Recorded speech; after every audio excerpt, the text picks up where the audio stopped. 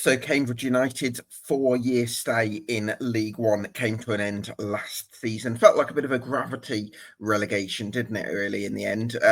Mid-table finish in their first season up under Mark Bonner was really as good as it got for the years, who sort of stayed up thanks to a great run at the back end of the following campaign. But then after they dismissed Mark Bonner, they had a bit of bad luck with managers, I suppose, as well. Neil Harris initially was able to get some results, but then left for Millwall. And then Gary Monk didn't quite kept them up just about, but didn't quite do much more than that in terms of the following season. Neil Harris again returned and made a positive impact at the back end of the 24-25 campaign, but again, not quite enough to keep the years up. But the good thing that I would say going into the new season for Cambridge United is that they do have a solid network of people in key leadership positions, in the sense of Alex Tunbridge, Mark Bonner, and Neil Harris, three very reliable people in football who Cambridge United will be looking on to make the right decisions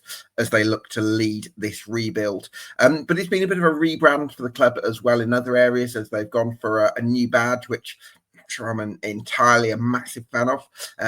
So we'll see whether Cambridge United fans can sort of take it to its heart, so in the long run.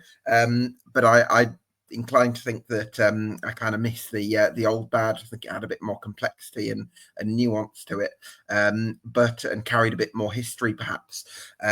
But overall, I think there is reason to believe in Cambridge United, but there's also a lot of work to do after a tough few years, really, and especially off the back of relegation last season. So, plenty to get into in this Summer Deep Dive.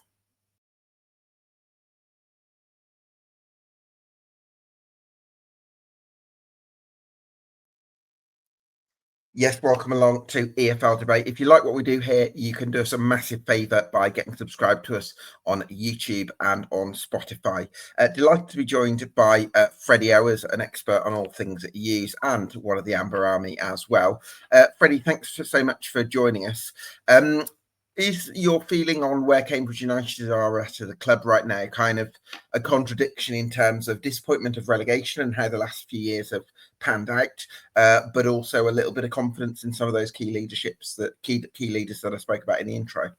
Yeah, it's a weird sort of time to be a Cambridge fan right now. Obviously, nobody likes being relegated, and it was really a horrible thing to experience, especially someone who has actually never seen Cambridge United get relegated since starting to become, like, when I became a fan, we were in non-league and we've only sort of gone up and up, and then it happened, and it was a bit of weirdly a shock to my generation of youth fans, and there were some that were a bit like, we've been here before, we know what it's like. Yeah, it's an interesting time because we've got this rebrand, we have this restructuring as well through director of football and the manager towards the end of the season, which was mostly positively received. And it's been it's sort of a load of emotions to deal with. But overall, when I think about Cambridge United right now, I'm really excited. And I think loads of fans are really excited to see what happens over the next few weeks, couple of months in the transfer window. And then, well, not even months, a matter of a month and a half until the season gets going. And I think everyone just wants to kick on and have a really positive season in League Two with some results to look forward to, which were few and far between the last couple of seasons in League One.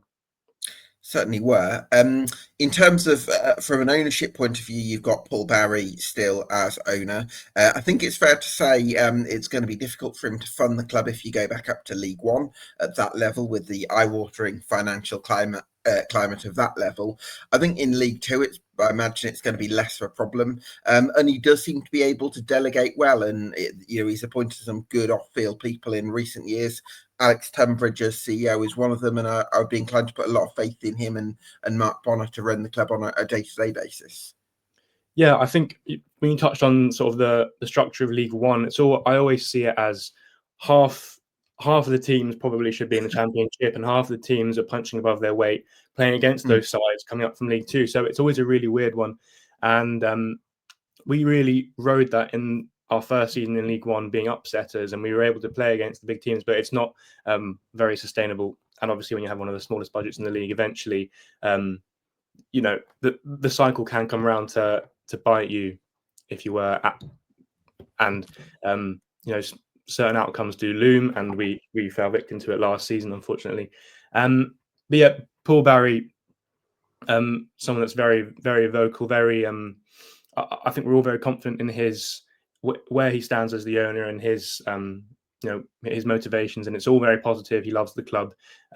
He's interactive with the fans, and he tends to do the right thing. He has pointed the right people, and he's made good decisions. And yeah, it's about how those higher ups make those decisions now in the summer, in terms of where to put the money. And you can say that maybe some of the financial investments in maybe players has been wrong over the last season or two, but overall, I think we have a good structure up top. And I think faith from the fan base has always been there. There's never been any sort of rift between the fan base and the board. Yeah, for sure. Does seem to me like the rebrand of the club in terms of the new crest does seem to be an attempt to appeal to a global market. But there's part of me that feels a little bit uncertain about that, given I don't know. I don't like it very much, Freddie. I feel like I miss the previous badge that, yes, it was a bit hard to read from a distance, but it carried the nuance of the city. It carried a bit more flavour and sort of represented the club a bit better for me. So maybe it's just that I like things that are familiar and I struggle to adjust to new things, but I'm not sure about the change of badge. I completely understand that it's a decision that, like many club rebrands that are going on at the moment, often doesn't get received very well, and the sort of move to become more marketable and more global and easier to digest as a brand is very sort of polarizing and divisive. But personally, I understand it.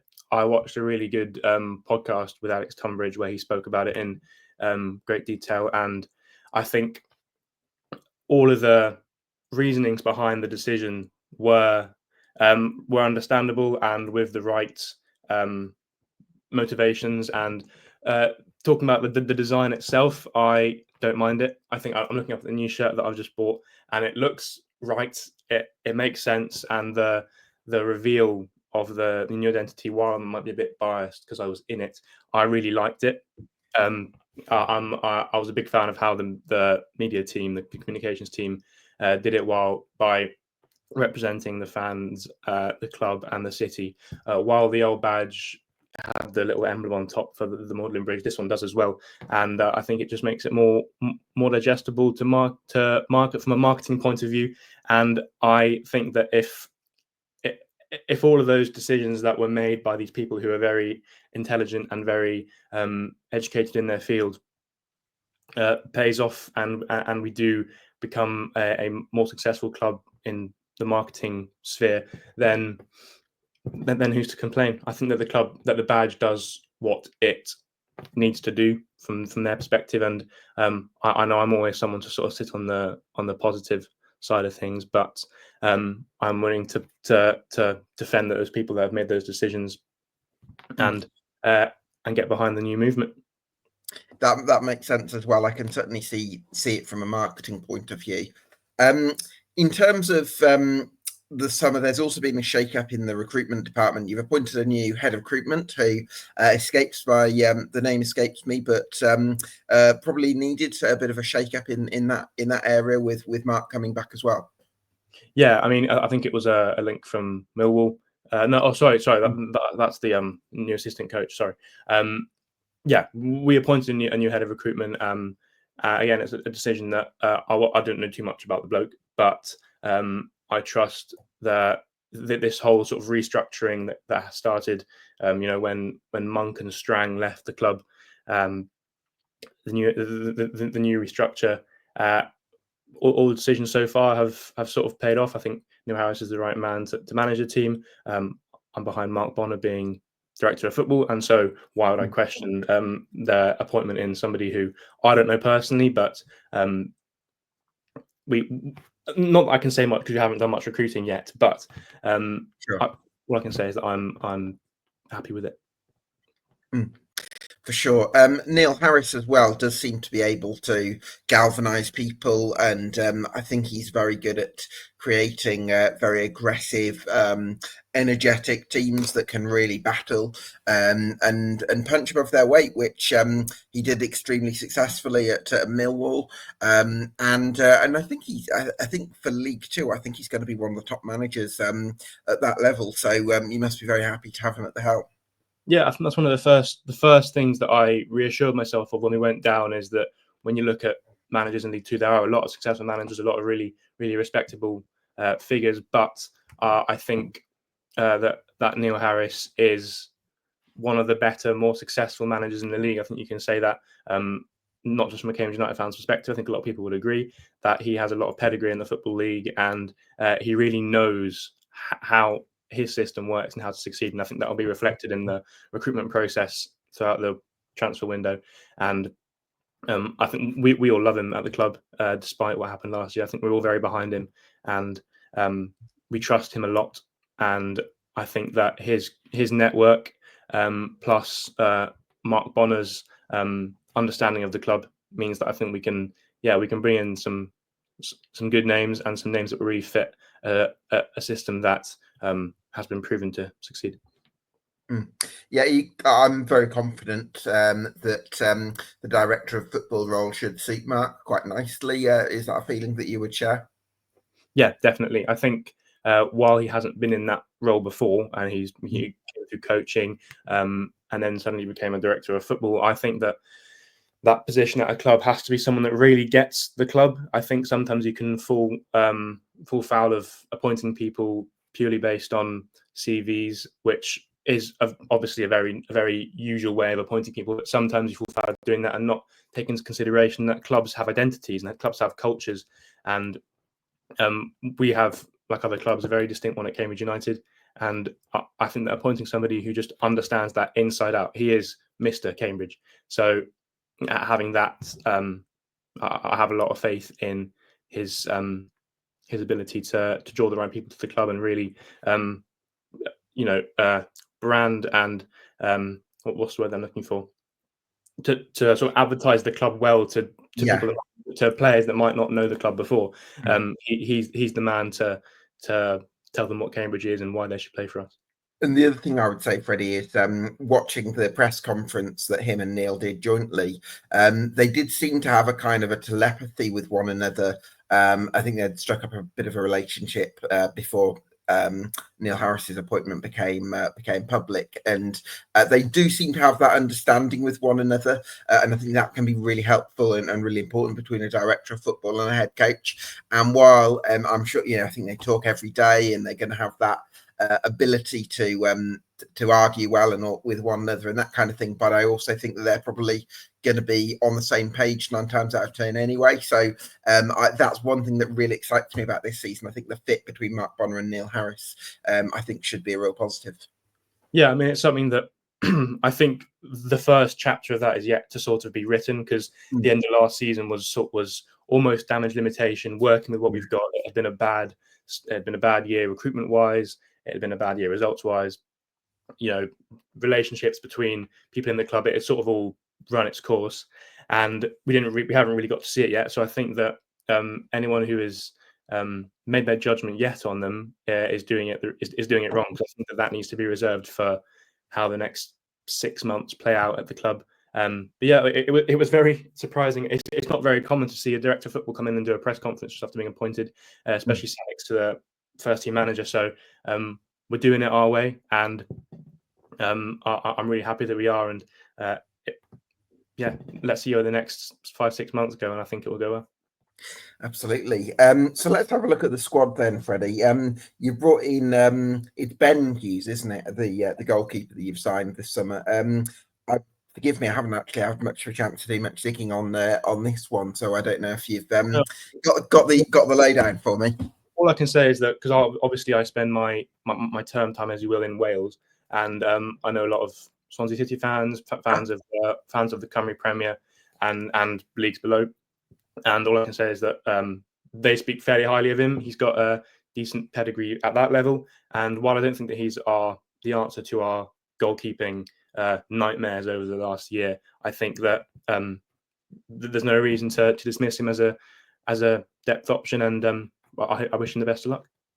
Yeah, well, I think maybe one more goalkeeper, whether that's a loan or a more experienced profile, Yes. is certainly required. Pretty straightforward, that one. But sounds like Ben Hughes can certainly bolster the goalkeeping unit. Right back, Freddie, is James Gibbons. Now, his versatility could be quite handy because he can also play as a left back, as well as actually as a wing back. If Neil Harris did want to go with that sort of system. What did you make of James Gibbons' season last year? Yeah, well, he's a sort of player that I think the fans always really love. A player like him who's a bit of a terrier. He gets the crowd going, can be firm in the tackle, and the versatility also is a positive. I think that having him and Liam Bennett to sort of operate in those areas, I think he definitely wasn't a player that let us down last season. I think that those shortcomings were probably in other areas of the pitch, and very happy that we have him going into next season. Some part of me doubts that Neil Harris is going to be playing with wing backs, but I think that maybe in games where we need to chuck a few men forward, he can operate higher up on the pitch. But I feel like where we're going to reap the benefits from having him is in those games where we have to physically dominate the opposition. He rarely loses out in a tackle, and he's a real mindset player as well. So very happy to have him. And am I correct in saying you mentioned Liam Bennett has signed a new deal? Right. Okay. Well, I think that's good news because he's funny, isn't he? He's left-footed, but he's a right back. So, but one thing I'm curious about, Freddie, is whether, as you mentioned, it's likely that Neil Harris is going to favour the back four. Whether Liam Bennett has got the defensive qualities to play in that kind of tight-knit back four unit, as opposed to the attacking wing back role, where you've probably got a bit more freedom to go and press forward. Yeah, I think that's one of the criticisms that he has faced, is that he is a bit of a weaker profile player in the tackle. He's better technically on the ball. I'd say he'll be one of the best on the ball fullbacks in the league next season. He had a bit of a hard time against some profiles of players in League One, because you get some really, really good forward players in League One who have dropped down from the Championship, who are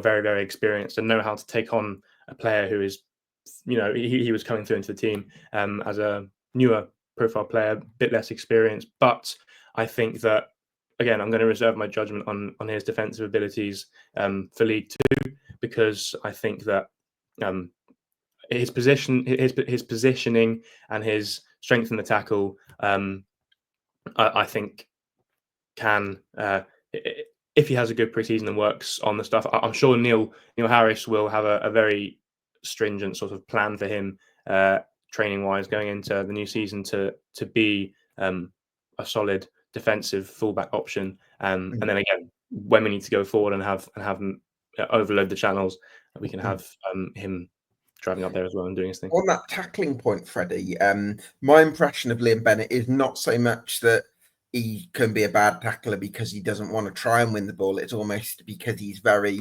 aggressive, is my understanding, and he wants to go and attack the ball, and sometimes that can leave space further back. But I think that's what Neil Harris is actually going to quite like about him. So I think Neil Harris is going to say to Liam, look, I love your energy and your tenacity and your enthusiasm to want to engage the ball, because that's what Neil Harris's teams do well. But he'll say to him, sometimes I'm going to need you to be tight tomorrow, or whoever the right side of centre half is. And if he can kind of get that, then I'm sure he can be successful there. Yeah, I think I did mention his positioning. I think that maybe that's a bit harsh, because he has a defensive brain as a defensive player, and it is his eagerness to prove himself in a tackle that sometimes when you have a player, when you have experienced wingers that play in League One who just know how to take one touch and shift the ball past you, when he's gone in for that commitment, then he's out of position. But I'm not sure it's like you said, I'm not sure it's due to the lack of a defensive brain. It's due to just his tenacity and eagerness to win the ball. But he's still young, so plenty of time to develop for Liam Bennett. So yeah, really exciting season ahead for him. Centre half, I would argue, Freddie, is the strongest area of the squad right now, as in terms of under contracts right now, because you've got Michael Morrison, who's got regular championship experience, or not, albeit not in the recent past, but certainly has a high profile. And in terms of heading balls away from the box and all that kind of thing and organising, you'd expect him to be pretty strong on that at this level. You've got Zeno Ibsen Rossi, who hasn't quite fulfilled his potential at Cambridge United yet, but I know he had insanely high reviews when I spoke to people from Bournemouth about him, so we know that that's there. You've got Mamadou Jobe, who I remember had a good loan in the National League South with Concord Rangers and has recently had some opportunities under Gary Monk. And then Caleb Watts. No, is it Caleb Watts? No, it's Kellen Watts. Thank you. Who's brings a bit of left-footed balance and some talent as well. So for me, I think that's a really strong core of four centre halves there that you've got. Yeah, I think again there are some players in there who really want to establish themselves as a starting centre back. Obviously, assuming that Neil Harris is going to play with the two, I think Morrison being the leader that he is, and especially without the profile of Paul Digby in the squad, we're really going to need Morrison to step up and be that sort of ever-present leader in the team, and then accompanying him to have one of those other three that you mentioned, Jobe, Watts, or Ibsen Rossi, is a good option to have. I really hope that Jobe can come in and have a good season. He had a really bad injury, which kept him out for a lot of last season. But I spoke to him recently, and I think that he's progressing really well with his rehab, and he's going to have a really positive pre-season, hopefully, if all goes as planned. And then I really want to see him play a lot next season. And Ibsen Rossi's got a lot to prove. I don't think he's quite yet established himself. I'm surprised it hasn't been smoother for him at Cambridge, because he's had a few seasons with your lot now and not quite delivered. And in contrast with what I was told from his time at Bournemouth, I expect him maybe to do a bit better. But again, I do see something there where, with the right management in the right circumstances, you never know. Yeah, I think you never know. And he came in at a time when we were going through managerial changes and a lot of struggle elsewhere. I think that again, when he's come in, he hasn't quite done what maybe he's been expected to do. But again, I will reserve my judgment for how he is at this level, and I hope that he does get a chance, and I hope that when he does, he fulfills that potential. Well, no secret that you're going to need a left back, Freddie, because they've got nothing on the books. I mean, I suppose as things stand, you could maybe put Liam Bennett there because he is left-footed and Gibbons can play there. But certainly, I think you're going to need a couple there. So no, don't need to go into too much detail on that. In terms of central midfield, I want to ask you about the talents of George Hoddle and Glenn McConnell. Nearly said Glenn Hoddle there. It is a relative, I believe, but yes. Talk to me about those prospects in midfield. Yeah, I think that starting with McConnell, I think we've seen a bit more of him. He's a bit more of a bit more at the forefront of at the club as a young player, and he has been on the bench, been in the team a few times, and I think this is a season where we can really expect to see more of him. And I think that he's had loan spells at lower leagues as well, and I think he's really going to have a drive and an expectation to play this season, and I'm really excited for him to do so because he is a good prospect. And from what we have seen of him, there's no reason to doubt that he will impress. Similar to we gave Dan Barton a few run-ins last season, and he was really good. Unfortunately, that didn't quite work out for him, but similar sort of type of player, I think, and I'm very excited to see more of him because he has impressed me when I've seen him. And with Hoddle, seen a bit less of him, but he's been really good for our academy and another player that there's definitely the opportunity for this season for him to come in, and I can't say what I expect of him because I haven't seen too much of him, but he's spoken highly of within the club. So hopefully that's reflected in his performances if he's given the chance. Yeah, I saw you at St Andrews as a Birmingham City fan, and I think both came off the bench and made something of an impression on me. So I definitely think there's some talent there to work with. But you probably want more senior options in midfield at the moment, because the only one I can see here is Corey Smith. Do you think he could? Because he is somebody who does have some championship experience, and so. Is he somebody you think could lead those younger lads in League Two? Yeah, I think that again he didn't quite have the season that he would have wanted. I think he had certain moments. Stevenage away, he scored, and he was very impressive. But other than that, he was in and out of the team, and quite often, I think the midfield as a whole in any team, when you're not doing very well, is visibly exposed, and you can very much highlight the shortcomings. So I think he didn't quite have a nice run in last season, but he's senior, he's experienced, and obviously he knows what it is to play at a high level. So a player that we can't, having a player like that in your team going into a season in League Two, you'll always take it. And hopefully he doesn't have as broken up a season as he did last year, but. Yeah, so with that in mind, hopefully he does well and provides a bit of leadership amongst a relatively young squad. What I imagine Neil Harris is going to be looking for is probably a bit of physicality in that midfield, because off the top of my head, I wouldn't say Smith tenacious, but I would say he's not super physical. And then Hoddle and McConnell are very young. So are you looking for that sort of athletic presence in there?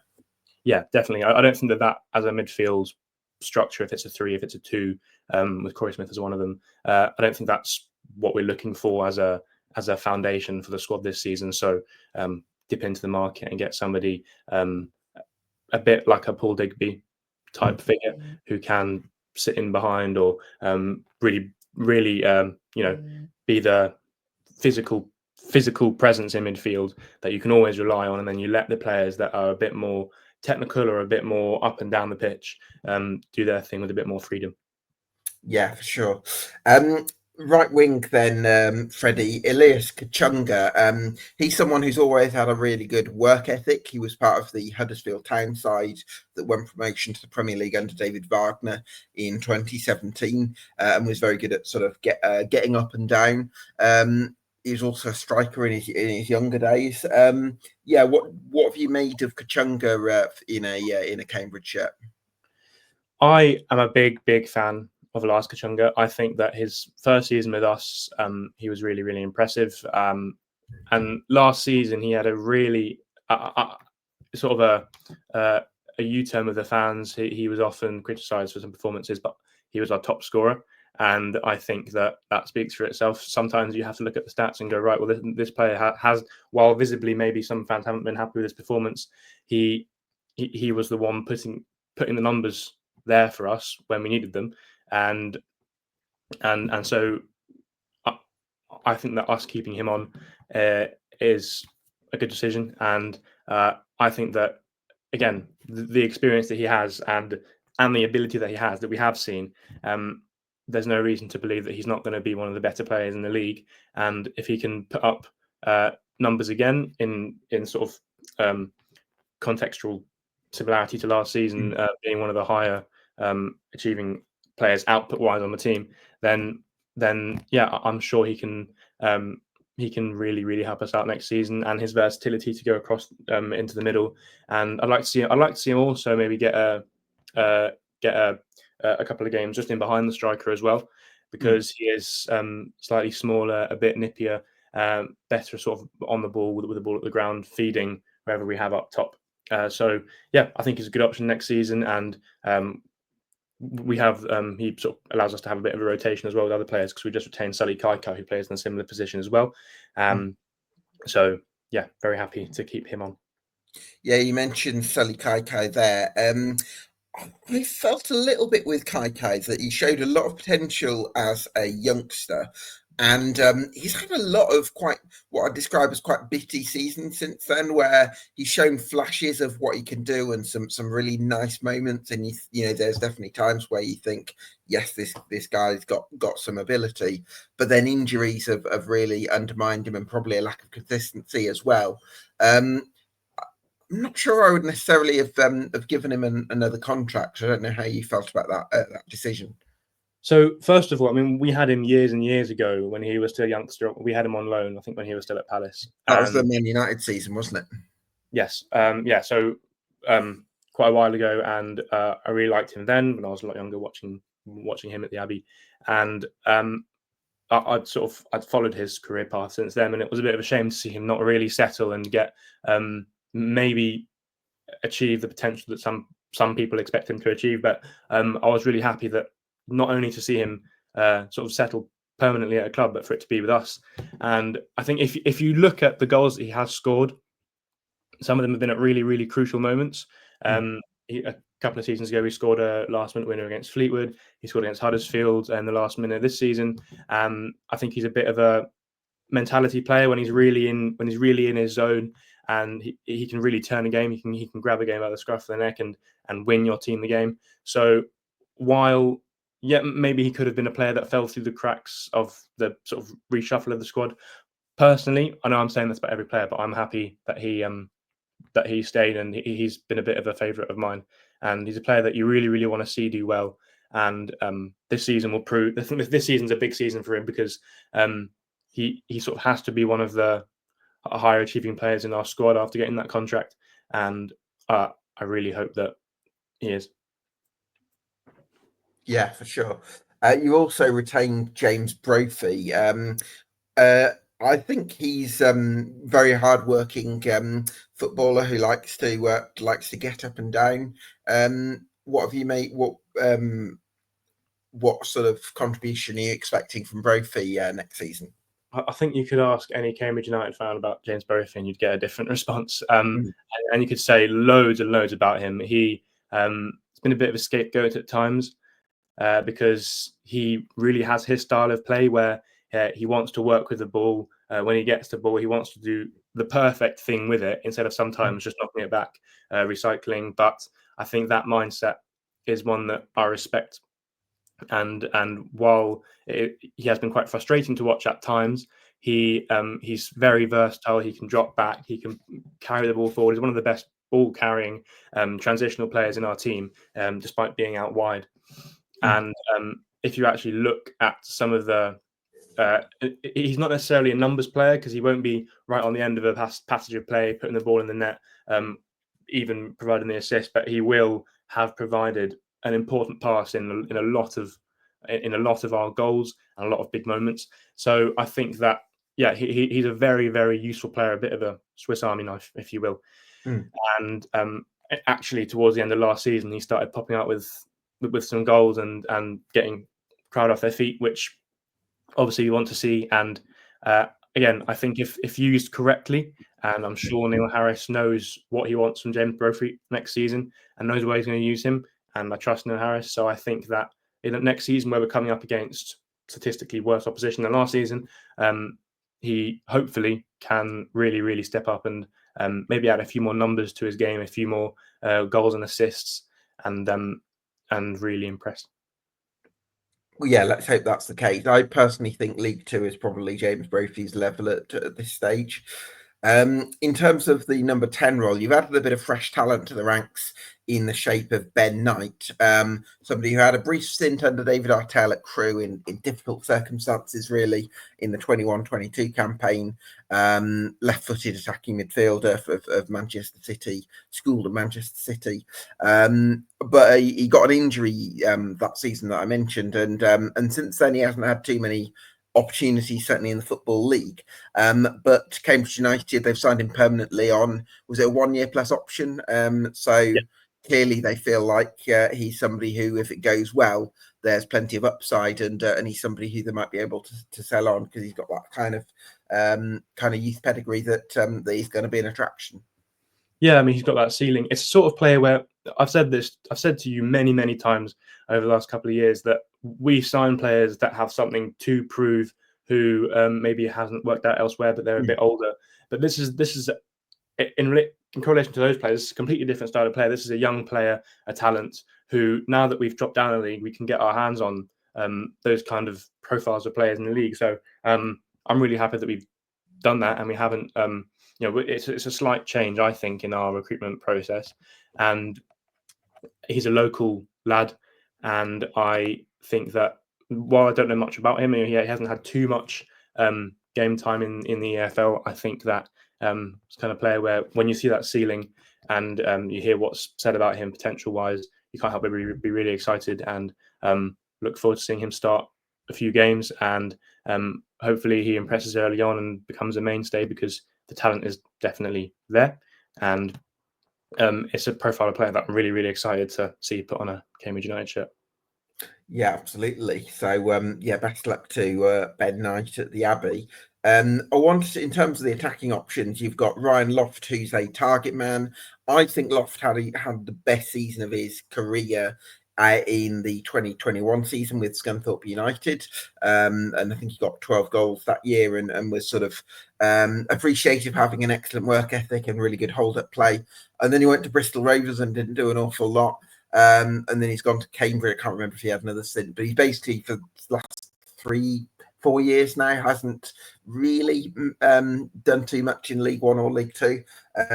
So you've got him, I think, under contract for next season, and you've got Shane Lavery, who I'm more enthusiastic about, because people I spoke to from his time in Northern Ireland, glowing reviews, wonderful work ethic and hassles and Harry's defenders, loads of energy. So I like Shane Lavery, but there's the fitness question mark. So for me, depending on how much you're planning to use Elias Kachunga down the middle, I think probably another striker is required.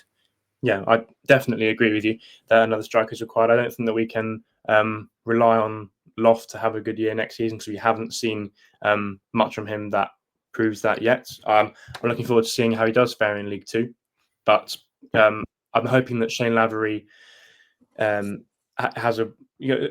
I think everyone would agree that if we'd had Shane Lavery for longer than last season, we'd have had a better chance at staying up, because he was really impressive when he played. He scored a lot of important and quite good goals, and I want to see him play a lot next season. And I'm hoping that Ryan Loft does play and does do better than he did last season, because I think a lot of the fans expected a lot more from him. But definitely need another option in there to help with the rotation, and in case of fitness issues like we had last year with Lavery, and just to bolster the options and maybe add a bit more quality. Yeah, I think that's going to be important. So with that in mind, like we've just mentioned, you're going to need another striker. You're going to need another goalkeeper, as we mentioned at the top.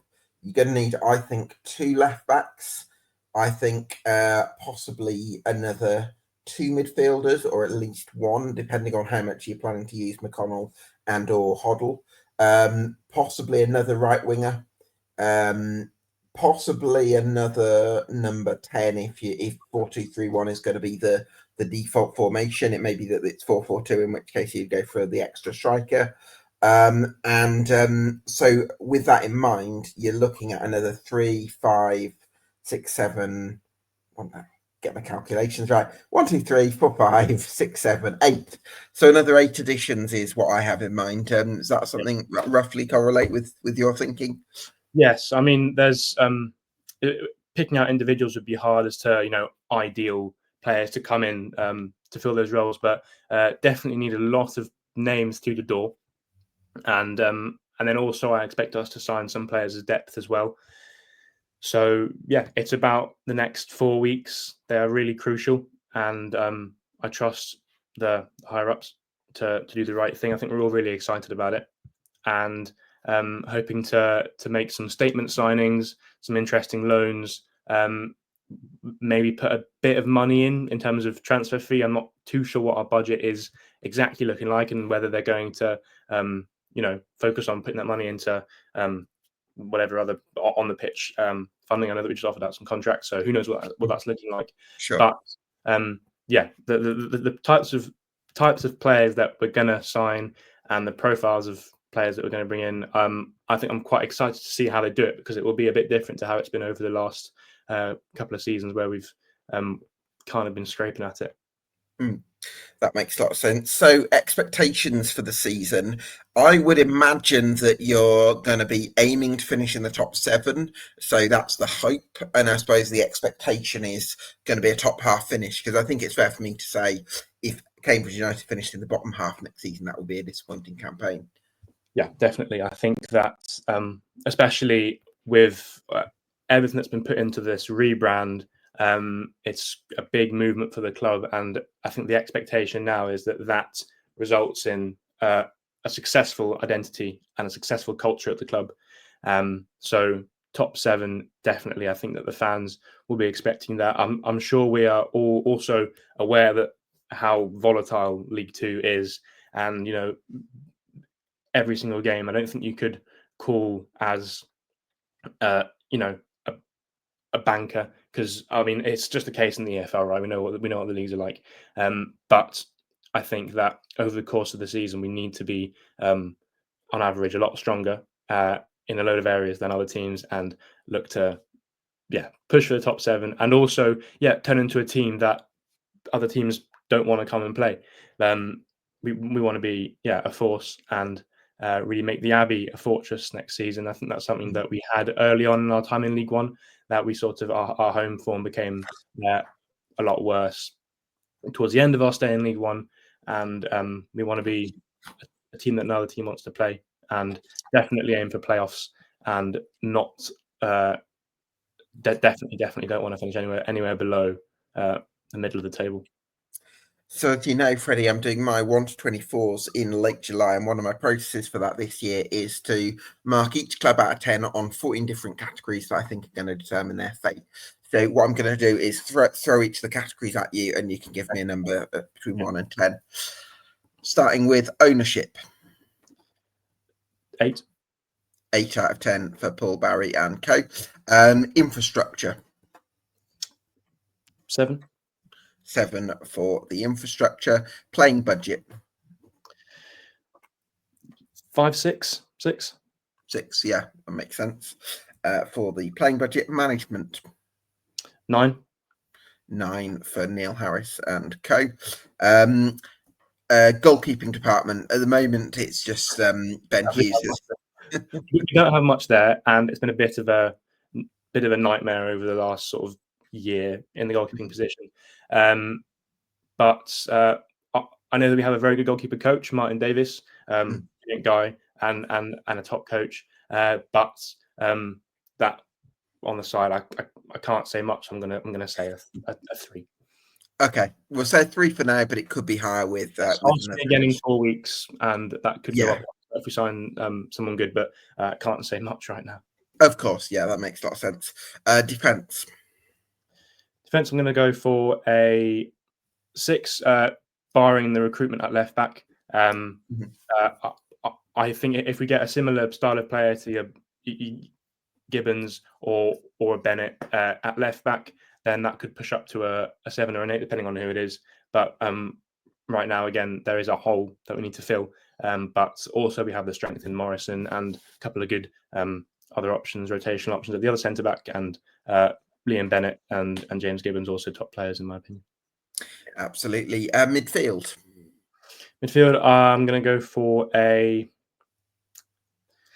again, it's barring recruitment. I think at this stage in the summer, it's really difficult to call. I'm going to go for a 7. 7 out of 10 for 7. Yeah. 7 out of 10 for the midfield. Attack. I think we managed to, retain and secure contracts for some players that, I really want to back the players that have worn my shirt for the last couple of seasons, and players that we've seen good stuff from. I want to expect it again in League Two, so I'm going to go for an 8. Oh, an 8 for the attack. Okay. Depth relative to this stage of the window. 5. 5 out of 10 for the depth. Plenty of additions still to come. Can we knock down the attack to a 7? Okay, yeah, that makes sense. Buying another striker, and maybe some options out wide. All right, sure. Squad stability. Are you talking about reliable figures on the pitch, or I'm talking about generally a group of players that have been together and have a sort of a synergy on the pitch and an understanding. okay? Well, I think that a lot of our more senior players that we kept and players that have been at the club for a while, that we've managed to keep can be really influential, sort of mentality wise, and keeping the team stuck together. I'm gonna give it a. I would say 7, but we lost Digby, so I'm going to go for a 6. 6 for squad stability. Growth potential. 7. 7 for growth potential with the likes of McConnell and Hoddle. Team spirit. I think that last season, and under the spells under Monk, and the shake up with Harris leaving, I think that well, you wouldn't be wrong in assuming that it massively knocked the team spirit and sort of team cohesion in the dressing room atmosphere. But I think Neil Harris being here is more of a mainstay now. You can't fault his sort of mentality that he brings to a squad. So I'd say a 7. 7 out of 10 for team spirit. A 7. Assuming that Neil Harris is going to really rallying together this pre-season and go into next season with the expectation of being winners. Yeah, I think that's a fair assumption. Fitness. 4. For fitness, some improvement required in that area. And finally, quality. 6. 6 out of 10. I think we need a few more, players in positions that are top players in the league. I think I do a lot of assuming, a lot of expecting of certain players, but I think we need to sign some players that and you just know that they're going to put in the numbers and the performances. So maybe a couple more of them, but we do have some players in there that I'm really confident of, and a lot of fans would be. Some fans also wouldn't be. So yeah, I'm going to leave there. Okay. And finally, I've got some quick fire questions for you, Freddie. First of all, what's the biggest reason to believe in Cambridge United right now? Neil Harris. Neil Harris. And club mindset, the forward mindset. We have good people at the top, and we're making bold decisions. So as an optimist, I believe that there is a lot of reason to believe in the higher ups, but we'll say Neil Harris. Neil Harris and the general courage of the convictions of the club. Biggest reason to doubt?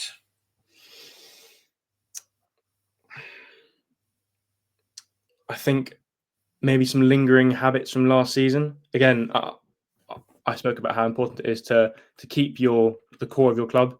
But as I said, I always expect the best. I'm always very optimistic, but obviously, if you keep a core of players who had a really bad season going to a new season, there's a likelihood that old habits can creep in. So we're going to say, old habits. Yeah, we'll see about that one. And finally, too early for a prediction, Freddie. Give me a sort of a rough steer on right now. Can change later in the summer. Right now, what's your gut feeling on where Cambridge United season is likely to head? I think, again, I know that you could say this about any club, but it's really dependent on how the first month goes, and then consistency in results after that. So I am going to say 5th, and playoffs are playoffs. I can't call now how the playoffs are going to go. That's all form based, and also form goes out the window. So who knows? But I'm going to say 5th, but also yes, barring recruitment. I think 5th is assuming we're going to recruit well. We could, if we don't recruit well, it's a league that we can very easily slip down the table in from there. So there's obviously the likelihood that we could finish further towards the middle of the table, and I completely, I'd hear anyone that argues that we are not pushing for playoffs next season, but I believe that we will finish in the playoffs. Yes. Yeah, well, let's hope they do that. Freddie, it's been such a pleasure to get your insights on Cambridge United this evening. So thank you so much for your time. Really do appreciate it. Thanks for watching at home, everyone. Hope you've enjoyed this episode. If you like what we do here, you can do us a massive favour by getting subscribed to us at EFL Debate on YouTube and on Spotify. And we'll see you again for another Summer Deep Dive very soon. Thanks, Gab. Always a pleasure. Cheers.